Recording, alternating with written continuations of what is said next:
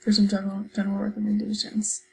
Really understanding the client's strengths, abilities, and preferences is going to be something that can really be applied to the fit principle. How am I going to progress my client? Is my client showing interest in the exercises that I'm providing, or I need to change my program? Is my client gaining ability slower or faster than I expected? Providing routine and predictability.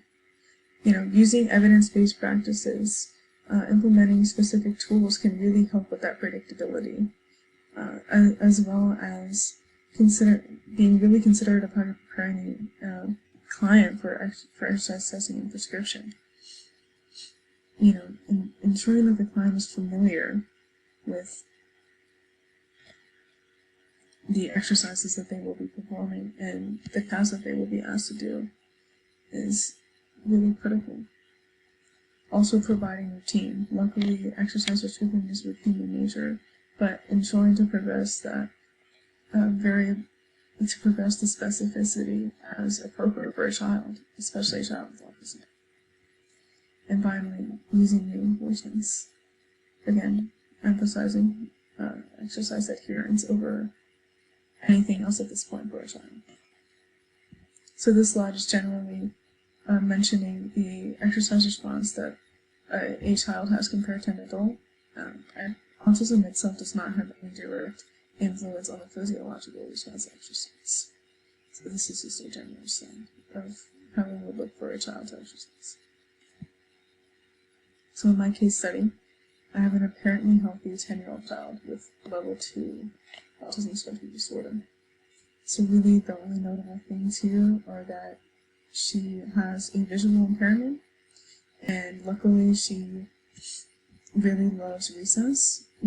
At this point as a child you don't really have exposure to exercise, but she takes interest in playing basketball. So that's great. She already wants to participate in a pretty progressive activity, but she's sensitive to certain sensory inputs, so that's going to be important to note when progressing her program. Short term. Both of these goals are going to be, for Jackie, you're going to incorporate the rule of 3. So a realistic short-term goal for her would be to dribble a basketball in 3 weeks. And a long-term goal might be to make a basket. There are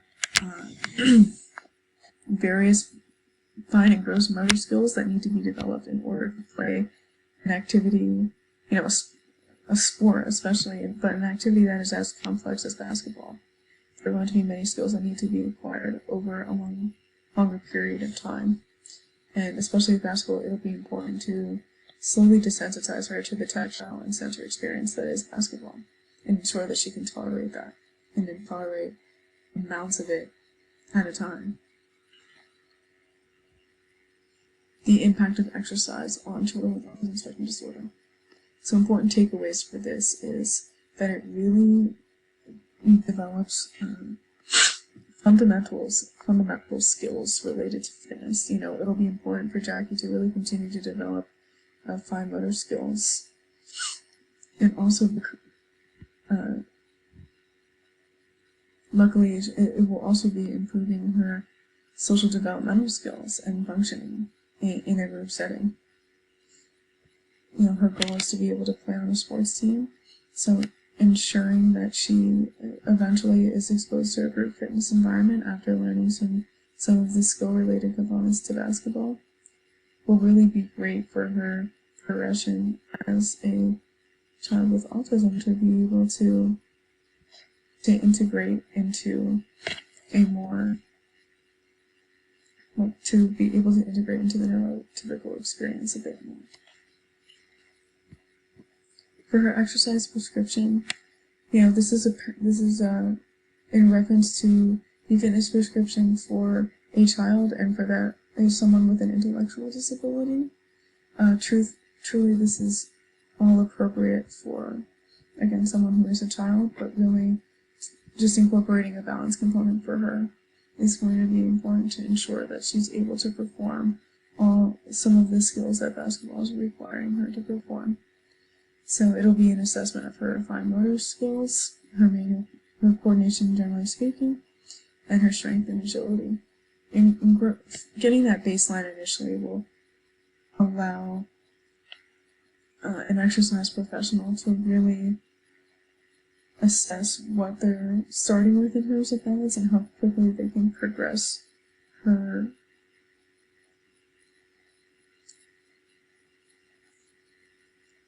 the exercises they choose to allow her to practice basketball, and also various activities that would require, and in life and sport you constantly have to balance maintain your center of gravity and stuff like that, and use balance to perform athletically. So that's going to be important to develop for her as a child.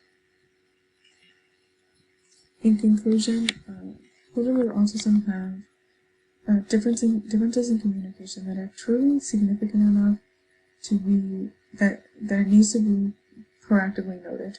Going into exercise testing and prescription, you want to ensure that you're able to interact with your client appropriately and that you know what their needs are ahead of time, so that the prescription can be modified if it needs to be, and as well as the testing and the progression of the prescription program itself.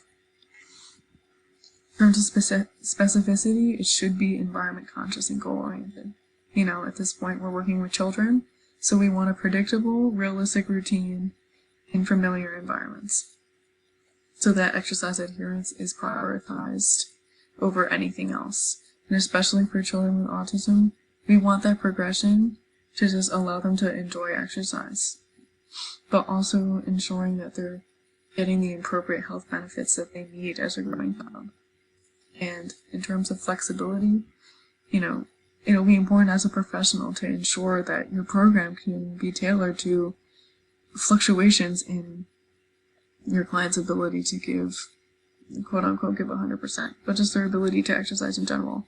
If it is if it's a bad sensory day, that's very generally speaking, but if it is a bad sensory day, or if the child is becoming disinterested in the program, or different things start to arise at the time, it'll be important that the exercise prescription program is flexible to that, and that substitutions can be made when need be, and that progression can be slowed down if it needs to be as well. Finally, here are my works cited for this project. Thank you.